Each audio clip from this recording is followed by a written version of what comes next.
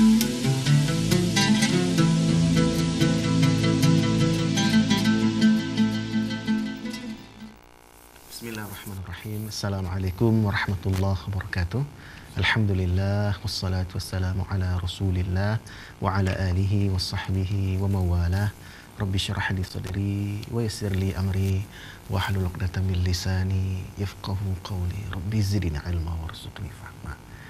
Para pemirsa ICTV yang dimuliakan Allah Subhanahu wa taala, alhamdulillah setelah kita bersyukur pada Allah dan bersalawat kepada Nabi kita yang mulia di Muhammad sallallahu alaihi wasallam, maka pertemuan kita pada Ustaz Muncak pagi ini kita akan berbicara berkaitan dengan satu tema, yaitu belajar sepanjang hidup.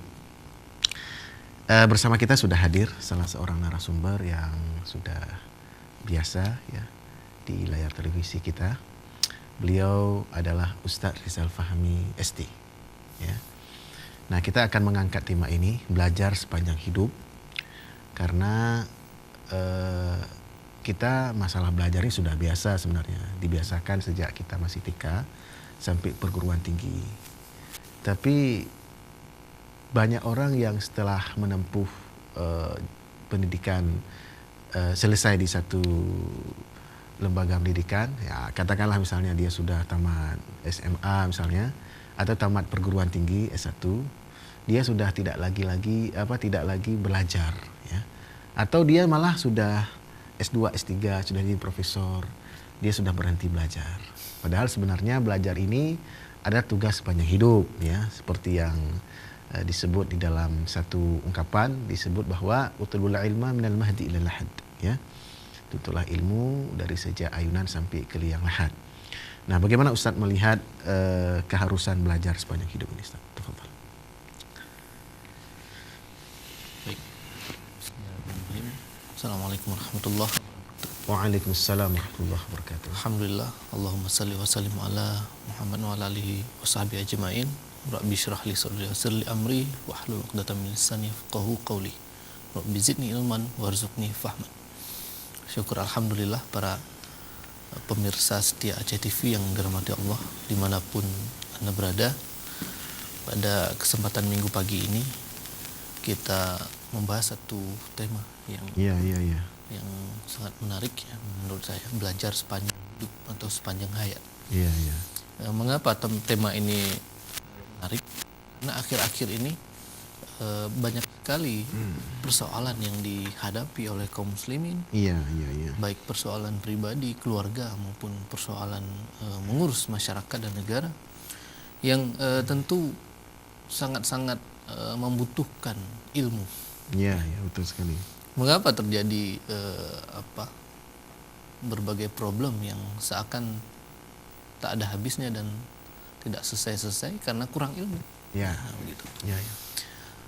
Orang tua gagal mengurus anak, gagal mendidik anak, anak juga susah untuk diingatkan, guru juga punya anak murid yang kebanyakan anak-anak yang pembangkang gitu. Kalaupun penurut, ternyata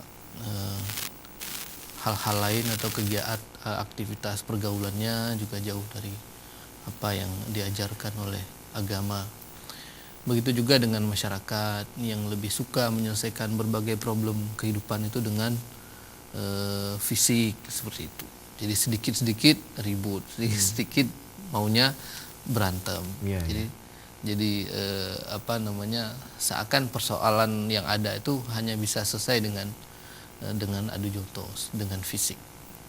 Begitu juga dengan kehidupan bernegara, bagaimana berbagai persoalan yang melanda negeri ini, mulai dari persoalan ekonomi, persoalan politik, impor yang neracanya semakin hari ini semakin kurang menggembirakan. Negara Indonesia menjadi negara pengimpor garam, padahal sekeliling kepulauan kita ini dikelilingi oleh lautan, dengan garis pantai terpanjang di dunia, menjadi pengimpor cabai, menjadi pengimpor tomat, bahkan menjadi pengimpor beras, padi. Jadi sungguh-sungguh miris ya kalau kita melihat Indonesia terkenal dengan negara agraris justru hari ini menjadi salah satu negara yang mengimpor pangan, beras. Begitu juga dengan persoalan ekonomi, ya, utang yang tidak selesai-selesainya. Bahkan kalau kita bagi ke 238 juta penduduk Indonesia saat ini, itu setiap bayi yang lahir di Indonesia menanggung utang 21 juta rupiah. Jadi baru owek-owek 21 juta gitu. Nauzubillah min dzalik. Nah, belum lagi persoalan interaksi di masyarakat, persoalan aturan yang ada di masyarakat, hukum yang cenderung tajam ke bawah dan tumpul ke atas. Begitu hukum itu mengadili rakyat kecil, rakyat biasa, kemudian diadili seadil-adilnya.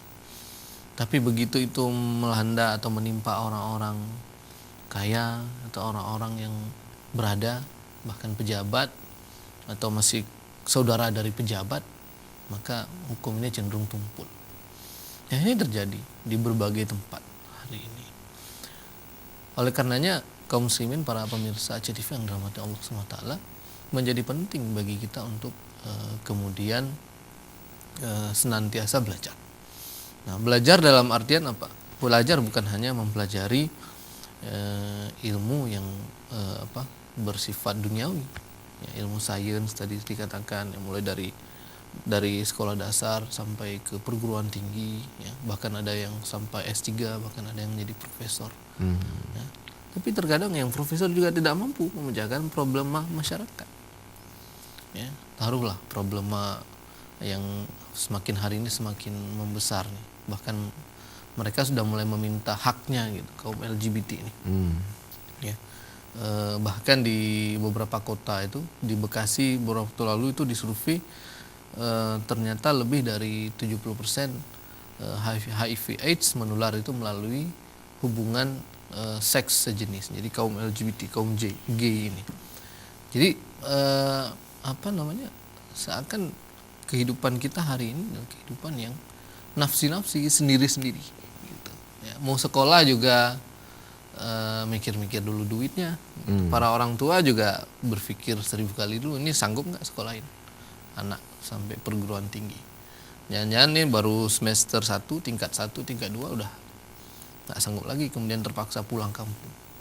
Kenapa? Karena pendidikan sekarang mahal. Pendidikan sangat-sangat mahal. Bahkan padahal kata Ustadz Hari Mukti dalam salah satu buku beliau, beliau katakan bahwa di pengantarnya beliau sebutkan bahwa generasi muda ini adalah generasi emas, dan bangkit tidaknya suatu negara itu sangat tergantung pada keadaan dari pemudanya. Jadi kalau pemudanya hari ini pemuda-pemuda yang lemah, ya, ilmu nggak ada, melakukan tindakan yang di luar kemampuan, bunuh diri ataupun jadi bertindak yang antisosial, ribut dengan teman hanya gara-gara putus cinta gitu. Bahkan yang lebih parah, yang pergi dia naik menara telekomunikasi kemudian loncat bunuh diri, ya, minum racun gitu. Masya Allah, nauzubillah. Nah, ini bagaimana bangsanya nanti gitu. Oleh karenanya kemudian pendidikan ini adalah aspek yang paling penting gitu. Jadi kalau pemuda-pemudanya, generasi-generasi mudanya, generasi terdidik, berilmu, maka insya Allah tidak jadi soal. Pemimpin-pemimpin kita hari ini 20-30 tahunnya akan datang kemudian sudah uzur dan tidak mampu lagi. Karena ada banyak anak-anak muda yang mampu untuk memimpin negeri ini dan memimpin kaum muslimin. Tapi persoalannya sebaliknya, ketika kemudian pendidikannya mahal, aksesnya juga susah, beli bukunya juga mahal-mahal, kemudian juga setiap guru itu juga mematok biaya yang tidak murah gitu. Maka apa yang didapat? Apa yang harus dilakukan oleh kaum muslimin hari ini? Ya, akhirnya pendidikannya hanya setingkat pendidikan sekolah dasar ataupun sampai sekolah menengah pertama SMP, kemudian udahlah, daripada capek-capek kuliah, kerja juga belum tentu.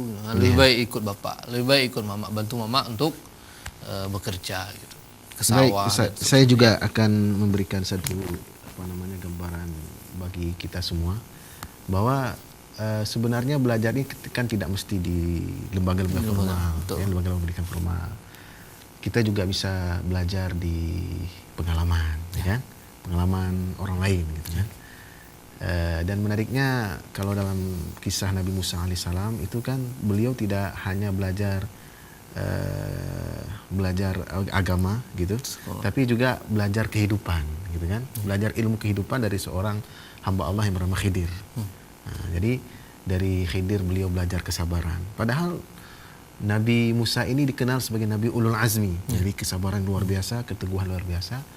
Tapi tetap pada saat bertemu dengan Khidir itu berkata, wa kaifa tasbiru, gitu kan. Wa kaifa tasbiru ala ma lam tuhit bi khubra. Bagaimana Anda bisa sabar terhadap sesuatu yang yang Anda tidak punya pengetahuan tentang itu. Nah, lagi-lagi pengetahuan sangat penting dalam kehidupan, sehingga kalau tidak punya pengetahuan maka sulit untuk bersabar. Nah, bagaimana Ustaz melihat bahwa belajar itu tidak hanya di lembaga formal saja itu. Maka memang seperti yang Ustaz katakan tadi bahwa memang persoalannya adalah kalau Islam mengajarkan misalnya sebelum berkeluarga memilih pasangan, maka yang pertama sekali adalah belajar, mempersiapkan diri. Persiapkan diri. Sehingga apa? Ketika membangun keluarga, maka keluarga bukan keluarga yang baru terbangun, tapi memang sudah dipersiapkan, sudah punya ilmunya, gitu. Betul. Jadi karena apa, pendidikan pertama bagi anak-anak itu adalah di keluarga, di rumah. Dan itu kan tidak ada sekolah formalnya. Sekolah keluarga kan tidak ada, gitu. Betul. Ya, maka kemudian disitulah penanaman akidah, penanaman kesabaran, penanaman kebiasaan positif bagi anak itu di rumah. Lantas bagaimana kalau misalnya orang tuanya kurang ilmu, orang tuanya tidak sabar, orang tuanya tidak punya pemahaman yang baik tentang bagaimana mendidik anak sejak dini, atau bahkan ilmu tentang keluarga. Nah, ini kan jadi persoalan. Gitu. Banyak di kalangan kaum muslimin saat ini yang menikah hanya sekedar menikah, tidak punya ilmunya, tidak punya ilmu keluarga. Akhirnya yang terjadi keluarganya berantakan. Betul sekali. 5 tahun, ya, beberapa tahun, bertahun-tahun menikah kemudian cerai. Anaknya juga tak terurus. Nah, ini yang terjadi. Maka oleh karenanya sangat penting sekali ya, ilmu, ya, baik ilmu dari sisi sains maupun juga ilmu agama, ya, dan itu tidak harus kemudian kita peroleh dari lembaga resmi. Tapi yang paling penting sekarang adalah belajarnya itu. Jadi mau lembaga resmi ataupun dia dari pengalaman, kalau tak mau belajar, ya percuma saja, gitu. Oleh karenanya kita harus mendidik diri kita dan juga orang-orang yang kita cintai supaya senantiasa mencintai ilmu. Nah, kalau sudah mencintai ilmu, maka dengan sendirinya juga akan mencintai para pemberi ilmu, para guru. Nah, jadi sekarang kalau kita lihat kan miris sekali. Anak-anak baru umur SD sudah berani membentak-bentak gurunya. Bahkan beredar beberapa waktu lalu itu video bagaimana anak sekolah itu memukul gurunya. Jadi miris sekali, dan seharusnya itu tidak perlu disebarluaskan, gitu, oleh media, gitu. Karena tidak mendidik. Jadi yang kita harapkan justru dari pendidikan kita ini lahir orang-orang yang punya kemampuan sains yang baik dan juga bertakwa kepada Allah, gitu. Jadi produk dari hasil pendidikan itu harusnya adalah menghasilkan peserta didik yang berkepribadian Islam, memiliki syakhsiyah Islamiyah. Ya, seperti halnya Nabi Musa, beliau salah satunya berguru kepada Nabi Khidir, ataupun juga beliau diajarkan banyak hal tentang kehidupan. Nah, sekarang bagaimana kemudian kita mengajarkan anak kita tentang itu kalau para orang tua sekarang hanya berharap pada guru. Begitu ada yang salah dari anaknya, yang salah itu guru. Ya.